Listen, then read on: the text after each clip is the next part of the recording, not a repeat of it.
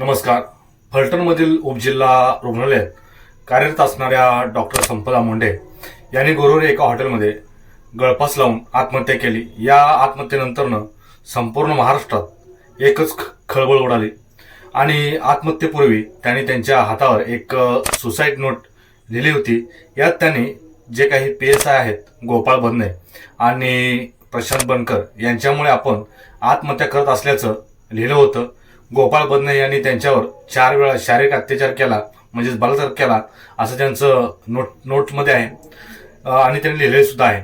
प्रशांत बनकर यांनी शारीरिक आणि मानसिक छळ केल्याचं त्यांनी लिहिलं होतं. आत्महत्येनंतरनं दोन्ही हे आरोपी फरार झाले होते. त्यांच्या शोधासाठी सातारा पोलीस पथके रवाना झाली होती. आरोपी प्रशांत बनकरला शनिवारी 25 ऑक्टोबरला पहाटे 4 वाजता अटक केली. तो पुण्यात एका मित्राच्या फार्म हाऊसवर लपून बसला होता. ज्या घरात डॉक्टर तरुणी राहत होत्या त्याच घराच्या घर मालकाचा मुलगा आरोपी प्रशांत बनकर आहे. त्याला न्यायालयाने 4 दिवसाची पोलीस कोठडी दिलेली आहे. मिळालेल्या माहितीनुसार प्रशांत बनकरला डॉक्टर तरुणीने प्रपोज केला होता, पण बनकरने प्रेम संबंधासाठी नकार दिला होता. यासंबंधी बनकरच्या कुटुंबियांनी प्रतिक्रिया दिली आहे. आमचा मुलाचा या प्रकरणाशी कोणताही संबंध नसल्याचं त्यांनी स्पष्ट सांगितलेलं असून त्याला या प्रकरणात गवण्यात आलं असल्याचं त्यांनी सांगितलेलं आहे. तसेच जे काही PSI गोपाळ बदने नावाच्या कोणत्याही व्यक्तीला ते ओळखत नसल्याचं त्यांच्या घरच्यांनी सांगितलेलं आहे. आता या प्रकरणात मोठी अपडेट समोर आली आहे. ज्या आरोपी गोपाळ बदनेवर डॉक्टर तरुणने 4 वेळा बलात्कार केल्याचा आरोप केला होता तो गोपाळ बदने स्वतः आज सकाळी फलटण पोलिसांना शरण आला आहे. त्यानंतरनं बदनेला पोलिसांनी अटक केली आहे. तो तालुका परळी जिल्हा बीडचा रहिवासी आहे. मागच्या 2 दिवसापासून तो फरार होता. तो स्वतः रिक्षाने येऊन फलटण पोलिसांना शरण आला आहे. घटना झाल्यानंतरनं तो फलटणमधून पसार झाला होता. सातारा गुन्हे शाखेने आणि फलटण पोलिसांनी त्यांच्या शोधासाठी 2 पथक रवाना केली होती. या पथकाने बीड पंढरपूर येथे आरोपी बदनेचा कसून शोध घेतला. 2 दिवस बदनेला कोणी मदत केली याची पोलीस माहिती घेत आहेत. बदनेच्या चौकशीनंतरनं या घटनेची वस्तुस्थिती समोर येणार आहे. बदने 2 दिवसात पंढरपूर आणि सोलापूर मार्गे बीडला जाऊन आला. यात सर्वात धक्कादायक म्हणजे तो सोलापूरच्या काही पोलिसांसोबत संपर्कात देखील होता. गोपाळ बदने पोलिसांना शरण न आल्यास त्याला नोकरीतून बडतर्फ केले जाईल अशी माहिती पोलिसांनी त्यांच्या घरच्यांना दिली होती. एका स्थानिक पत्रकाराला कळवून बदने पोलिसांना शरण आला. पोलीस त्यांची कसून चौकशी करत आहे. मी प्रामाणिक असून न्यायवृत्तीवर माझा विश्वास आहे असं त्यांनी सांगितलं आहे.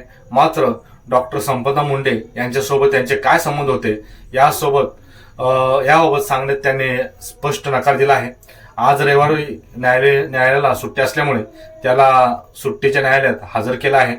पोलीस त्याच्या कोठडीची मागणी करणार आहेत. तसेच डॉक्टर तरुणी हॉटेलवर का गेली होती याचे कारणही समोर आले असून त्या हॉटेलचे नावही समोर आले आहे. हॉटेल मधुप असं त्या हॉटेलचं नाव आहे.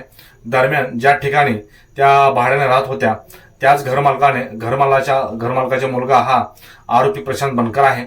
गेल्या 8 महिन्यापासून त्या आरोपी बनकरच्या घरात राहत होत्या. ज्या दिवशी ही घटना घडली त्या दिवशी आरोपी बनकर आणि डॉक्टर तरुणीमध्ये काही कारणावरून वादविवाद झाला होता. वाद झाल्यानंतर आरोपी बनकर यांनी तू आमच्या घरी राहायचं नाही आणि कधी यायचंही नाही असं सांगितलं होतं. त्यानंतर त्या राहत असलेल्या घराला कुलूप लावण्यात आलं. त्यामुळे ऐनवेळी कुठे जायचं म्हणून त्यांनी हॉटेलवर जाण्याचा निर्णय घेतला. त्यानंतर त्यांनी अनेक वेळा आरोपी बदने आणि बनकरला वारंवार कॉल केले होते. समोर आलेल्या माहितीनुसार डॉक्टर तरुणी आणि बनकर यांच्यामध्ये तब्बल 157 वेळा कॉल झाले होते. हे कॉल अर्धा 1 तासाचे होते. डॉक्टर तरुणीने रात्री 1:30 वाजता हॉटेल मधुपमध्ये चेक इन केलं होतं. हॉटेलमध्ये रूम बुक करण्यावेळी त्यांच्यासोबत कोणीही नव्हतं. पुढे दिवसभर दरवाजा न उघडल्याने हॉटेल कर्मचाऱ्याने दुपारी 4 वाजता दरवाजा उघडला. दरवाजा उघडल्यानंतर डॉक्टर तरुणी गळफास घेतलेल्या अवस्थेत होत्या. त्यानंतर हॉटेल व्यवस्थापकाने तात्काळ पोलिसांना या घटनेची माहिती दिली. डॉक्टर तरुणीने 2 दिवसासाठी रूम बुक केली होती. डॉक्टर तरुणी मागच्या अनेक दिवसापासून मानसिक तणावात होत्या असं त्यांच्या घरच्यांनी सांगितलेलं आहे. या तरुणी ज्या उपजिल्हा रुग्णालयात कार्यरत होत्या त्या ठिकाणी पोस्टमॉर्टम झाल्यानंतरनं रिपोर्ट बदलून देण्यासाठी दबाव टाकला जात होता. हा दबाव स्थानिक पोलीस प्रशासन आणि स्थानिक माजी खासदाराकडून टाकला जात असल्याची माहिती त्यांच्या घरच्यांनी आणि मित्रांनी दिली आहे. हे माढ्याचे माजी खासदार रणजितसिंह नाईक निंबाळकर असल्याचं शिवसेना ठाकरे गटाचे नेते अंबादास दानवे यांनी सांगितलेलं आहे. माजी खासदार रणजितसिंह नाईक निंबाळकर यांच्या 2 पीएनी त्यांना वारंवार फोन केले होते. तसेच स्वतः रणजितसिंह नाईक निंबाळकर यांनी देखील डॉक्टर तरुणीला फोन केला असल्याचं समोर आलं आहे. याबाबत आपला कोणताही संबंध नसून प्रकरणाची सखोल चौकशी व्हावी अशी मागणी त्यांनी केली आहे. तसेच आज फलटणमध्ये झालेल्या कार्यक्रमात मुख्यमंत्री देवेंद्र फडणवीस यांनी या प्रकरणात रणजितसिंह नाईक निंबाळकर यांचा कोणताही संबंध नसल्याचं त्यांनी स्पष्ट सांगितलेलं आहे. डॉक्टर संपदा मुंडे या कवडगाव तालुका मांजलगाव जिल्हा बीडच्या रहिवासी होत्या. राज्याच्या पर्यावरण मंत्री व भाजप नेत्या पंकजा मुंडे यांनी मुंडे कुटुंबाची भेट घेत सांत्वन केली आहे. डॉक्टर तरुणीचा मृत्यू अतिशय वेदनादायी आहे. मी तुमच्या पाठीशी खंबीरपणे उभी आहे. तिला न्याय मिळवल्याशिवाय स्वस्थ बसणार नाही अशा शब्दात त्यांनी कुटुंबाला दिलासा दिला आहे.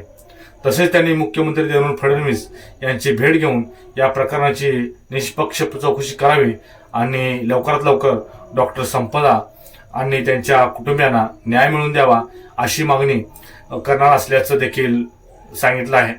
तसेच माजलगाव तालुक्याचे अजित पवार गटाचे आमदार प्रकाश सोळंके यांनीही डॉक्टर तरुणीच्या कुटुंबियाची भेट घेतली. आरोपींना कठोर शिक्षा व्हावी अशी त्यांनी मागणी केली आहे. सातारा जिल्ह्याचे पालकमंत्री शंभूराज देसाई यांनी यामध्ये कोणीही असले तरी त्याला सोडणार नाही असं सांगितलं आहे. स्वतः मुख्यमंत्री देवेंद्र फडणवीस यांनी या प्रकरणाची दखल घेतली आहे. या प्रकरणाची सखोल चौकशी करावी असे त्यांनी आदेश दिले आहेत. या प्रकरणातील दोन्ही आरोपींना पोलिसांनी अटक केली आहे. पोलीस त्यांची कसून चौकशी करत आहेत. चौकशीनंतर या प्रकरणाची सत्यता बाहेर येण्याची अपेक्षा असून चौकशीनंतर हे प्रकरण नक्की कोणत्या दिशेला जाणार आहे हे पाहणं खूप महत्त्वाचं ठरणार आहे. नेमक्या तुमच्या सुद्धा देखील प्रतिक्रिया या मृत्यू प्रकरणी काय आहेत, तुमच्या प्रतिक्रिया सुद्धा येणं इतकंच महत्त्वाचं आहे मित्रांनो. व्हिडिओ इतकंच होता. जय हिंद.